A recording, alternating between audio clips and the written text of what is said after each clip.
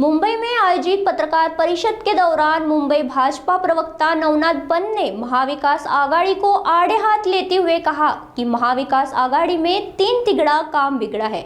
आगे बन ने महाविकास आघाड़ी पर 2.5 साल में राज्य के विकास को क्षति पहुंचाने का गंभीर आरोप लगाते हुए तीखा तंजा कसा है। आइए सुनते हैं नवनाथ बन का विस्तृत बयान।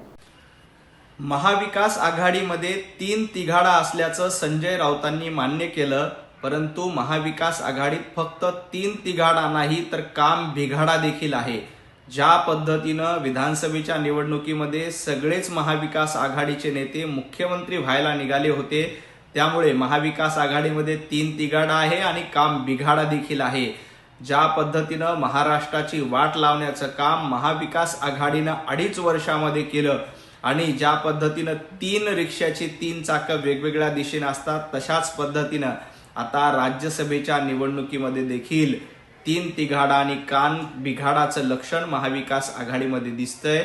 ना यांना उमेदवार ठरवता येतोय, ना यांना नाव सांगता येतंय, ना कुठल्या पक्ष राज्यसभेला निवडणूक लढवणार हे देखील यांना सांगता येणार नाही।